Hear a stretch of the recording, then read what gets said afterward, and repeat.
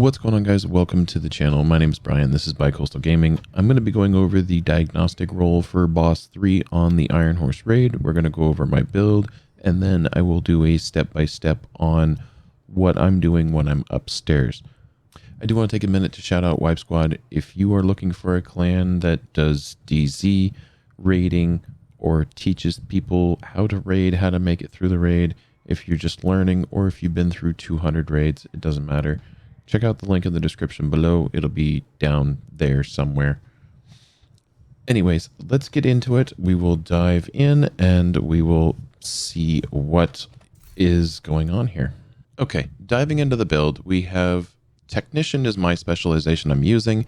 There's many other options. You can use either the Demolitionist, the Firewall, or the Survivalist for a number of different reasons. The Demolitionist has the damage target out of cover and the ignore explosions once every 60 seconds. The Survivalist would have the fire grenade that you could use to cancel some of the rolly bombs. The Firewall has the shield mods that provide extra health and regeneration for your shield. Technician, I get extra mods to support my hive, as well as an extra skill tier and Faraday. Overall, it doesn't really matter too much which specialization you're using. It's whatever fits your playstyle and your group play. Diving into the weapons, we have a shotgun as my primary, which will be useful with my backpack that I'm using. I'll get into that later. My secondary doesn't really matter. I've heard of people using anything from a Bullet King to marksman rifles. There's many various different reasons to have whatever secondary you have. For the most part, with my build, you're not going to need a secondary to be useful for much anything. If you're trying to kill anything, you're going to be shooting marshmallows at the enemy anyways. As far as my pistol, I chose the TDI card because I do get the extra skill tier, so now I have +2 skill tiers, which gives me 3 charges on my hive if I need to pick people up in mass quantity, which I feel is beneficial, at least for me. Diving into the build, we will open this up, and I am using 1-piece Yawl, 3-piece Uzina, and 2-piece Seska.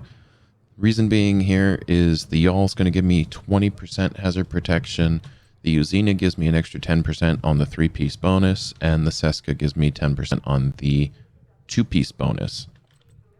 As far as what is rolled onto every single piece, it is hazard protection and armor regen for every single piece I have.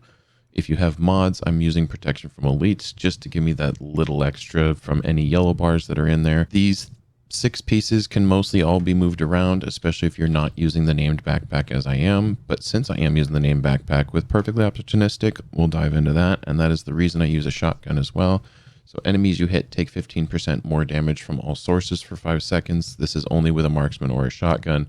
The reason I use the shotgun is so I can apply this to the main boss during our damage phase at the end of the fight. You will see me shooting him repeatedly with the shotgun to make sure that this stays procced.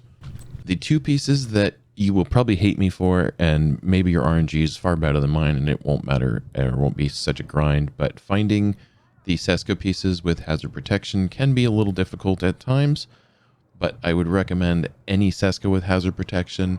Pick it up, get it to a point where it's going to help you as far as optimized level, and ignore what your second attribute is. If you get lucky, you'll find one with armor regen or possibly explosive resistance would be another useful thing to have in this build with the number of grenades and explosions that do periodically happen as you're using this build. My last piece here is Seska with a 2-piece hazard protection. This total combination of pieces gives you 90% hazard protection. The watch is what I'm relying on for my final 10% hazard protection. If you do not have your watch maxed out, or at least you're not level 250 with 50 points into hazard protection yet, you can use other builds. I will put one up on the screen, probably somewhere right in here so that you can see it.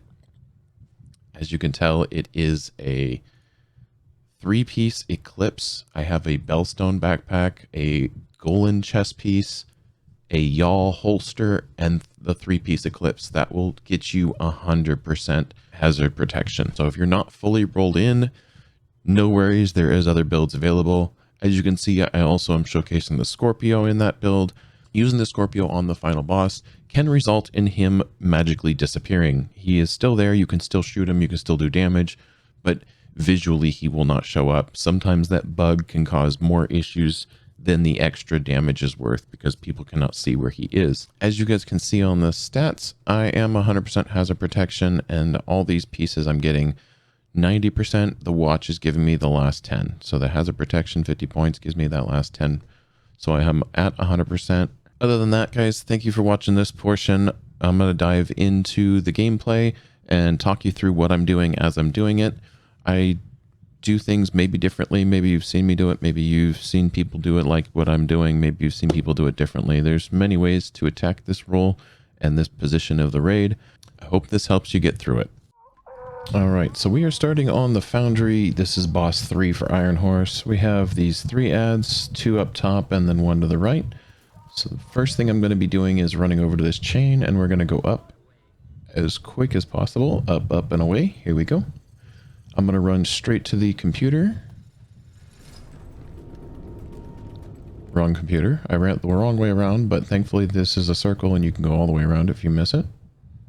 All right, everyone ready? Oh.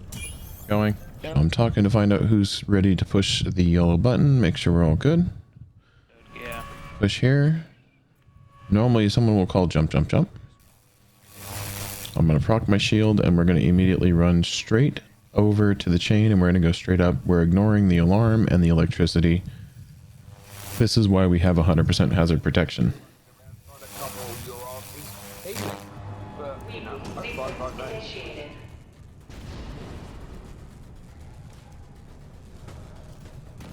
So here's where we kind of goofed a little bit. We didn't have a designated assistant, but because it is a very strong group, again, that we're with,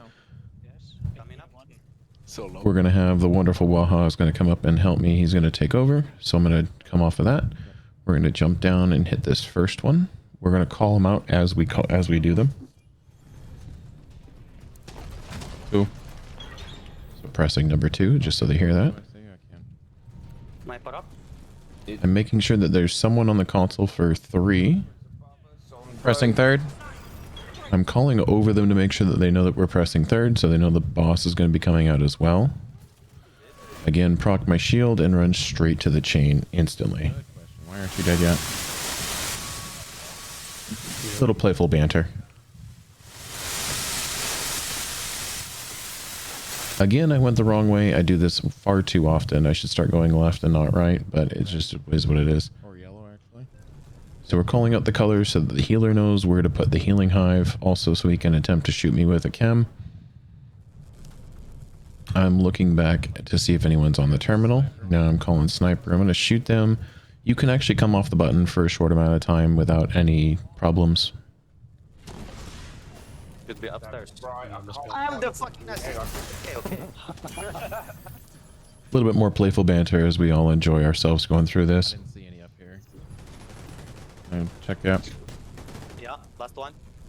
So the last one was on the 2nd floor, which is 1 layer below me. Pressing jump to jump. Listening again for the jump, jump, jump. Sometimes the horn, siren, alarm, whatever you want to call it, bugs out. Calling out the location of a chunga, as well as calling out what the last one's going to be so that we all know. Look behind me to see which one I was coming up, whether I came up Broken Bridge or I came up normal. Oh, no, right, nice. Calling again that I'm on red and it is red and someone needs to push red. If you don't get up here in time, there's a couple more steps. Bottom line, if you're Hasbro Diagnostic, just go straight up, ignore everything, including the fire. As you can tell, I have a little bit of trouble here. Just move around and I can re-engage, but this is what you do if you come up and it's all fire. You can't see a thing.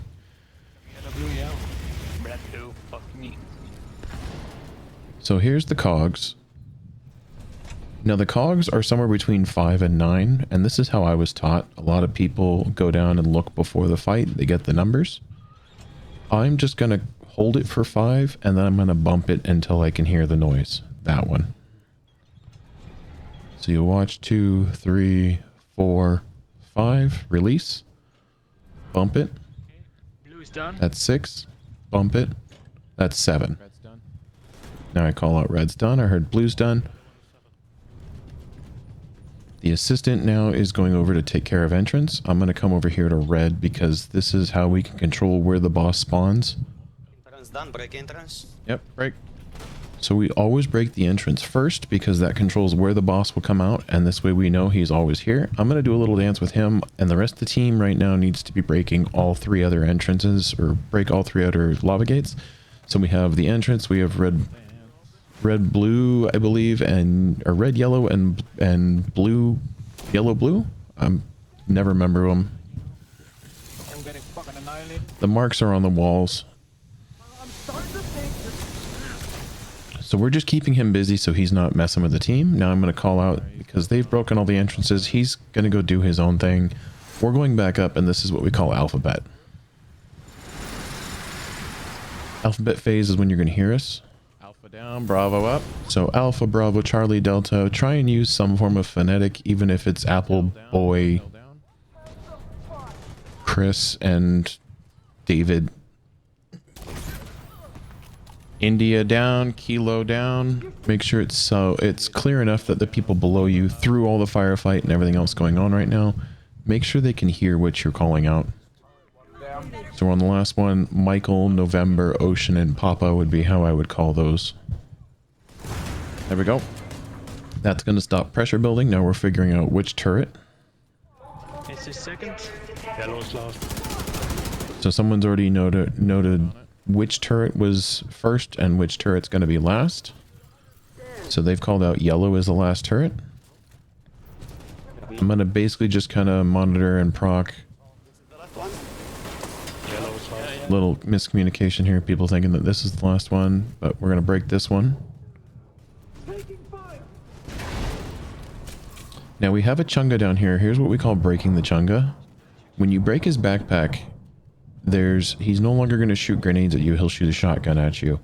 And the shotgun does significantly less damage at range. I don't know why I had an EMP. That was a rocketeer that shot a rocket at us. I'm trying to see where he went, but it looks like someone killed him quickly. So here I'm going to switch over to my assault rifle like an idiot. Pull out my shield, try and give everyone bonus armor. Look and see if there's anything else shooting us. And here's where I'm going to start hitting them with the shotgun. You can see that he procs with the opportunistic logo over his name.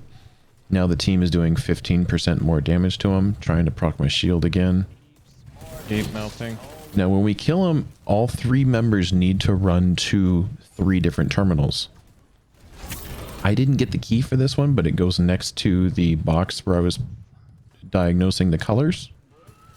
Bonus armor. We waited till one person picked up the key. In this case, it was Coffee that grabbed the key. All 3 of us, or the whole team is running to different colors. So I called them on yellow, someone else called blue, and someone else called red. I'm going to shoot this guy. I hope this helped you guys get through this. If you have any more questions, feel free to comment below or join the Discord, as the link will be in the description.